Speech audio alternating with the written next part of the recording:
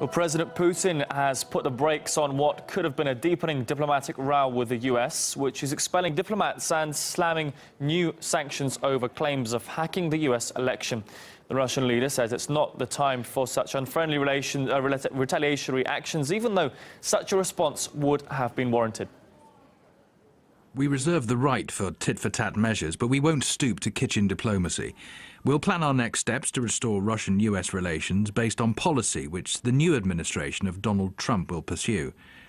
We won't create hurdles for American diplomats. We won't expel anyone. Well, let's go live to RT's Emily Sue to get the latest reaction. Obviously, Russian officials understandably aggrieved at what's gone on, but allegedly there will be no response, Emily. Is that right?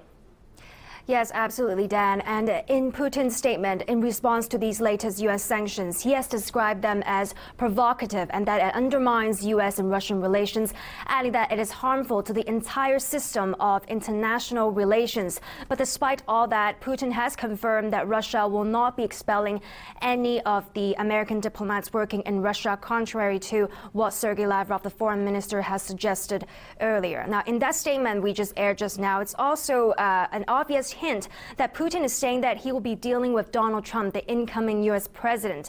And despite that he's regrettable that Obama chose to end his administration in this way, Putin congratulated Obama and also wished him a happy new year.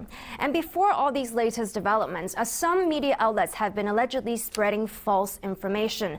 Before the Russian government specified on any of the possible measures they will be implementing to counter these sanctions, CNN has cited an unnamed American official saying that Moscow has already closed down an Anglo-American school for kids of diplomats working here in Russia. Take a listen to their report. Russia now vowing to issue its own response to U.S. sanctions and has already ordered the American School of Moscow to close. That is a lie, and there is no need to say that Moscow denied or Moscow will not. Just say it how it is. CNN and other Western media outlets basing their reporting on official U.S. government sources have spread false information. Well, despite this diplomatic spat and growing tensions between the U.S. and Russia, Putin, in his statement, said that Russia will not spoil the holidays for anyone. And on a brighter note, has invited all the children of the American diplomats to join in one of the important cultural tradition of coming under one of the city's biggest Christmas trees in the Kremlin to ring in the New Year and to join the New Year celebrations. And I'll be monitoring all the latest reaction from the Russian government here in central Moscow. Dan. Thanks for that, Emily. RT's Emily Sue bring us the latest on that latest diplomatic scandal. Well, President Obama's raft of expulsions and sanctions are being seen as a last swipe at Russia in his final weeks of power. Well, let's take a look at what's actually happened. The 35 Russian diplomats and also their families have been given 72 hours to leave the United States. Alleged harassment of American staff overseas was cited as the reason for that decision. It's one of the largest expulsions of diplomats from the United States. Also, 2 Russian compounds allegedly used for intelligence purposes in New York and Maryland are also being shut down. Now, the sanctions also target Russia's 2 main intelligence agencies. Let's take a look. 4 top intelligence officials have been blacklisted by the United States. On top of all that, there are measures against 3 companies that supposedly supported Russian cyber operations against the Democratic Party. Well, the new sanctions were unveiled after the release of a joint FBI and Homeland Security report. With more details, here's Caleb Maupin. This report, it goes into detail, describes a lot of software and computer technology, but it never explains what proof that they have that all of this stuff is linked to Russia. There's no real proof or evidence that the tools they're describing or the technology they're describing is being used by people associated with Russia or the Russian government. Now, Obama is set to leave office very soon. He will be leaving the White House, and on January 20th, Donald Trump will be sworn in as the new president of the United States. People are speculating that it's not going to be a very smooth transition, as they clearly have very different assessments of why the U.S. presidential election ended up the way it did. However, the joint report put together by the Department of National Security and the FBI contains a disclaimer. It says the information in the document cannot be confirmed and is only for informational purposes. The commentators we spoke to say the report uses technical terms to mask the fact that it lacks evidence. There are so many qualifiers in this report. There is even a disclaimer at the beginning of the report saying, this may or may not be true. They certainly didn't go no further in establishing how these two hacking groups, if they were indeed responsible for the hacks, how they were tied to the Russian government whatsoever. They simply cited some private security companies that have made these claims.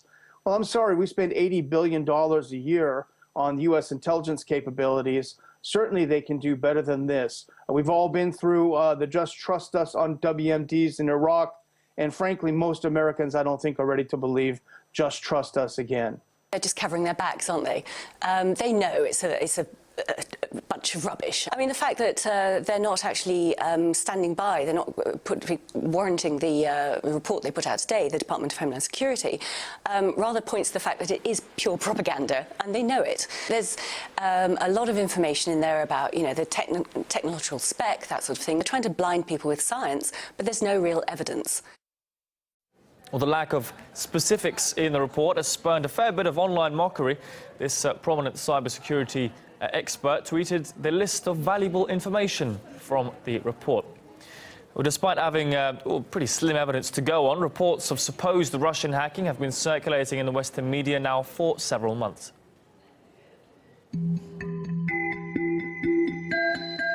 We are also following new details on the Russians' motives for hacking and meddling in the U.S. presidential election. Hacking and leaking that the administration says the Russians carried out. The CIA has concluded Russian hackers intervened in the U.S. election. The fact that they did not focus on this issue to the extent that we thought they would and they should is something that I think the press needs to do some introspection about.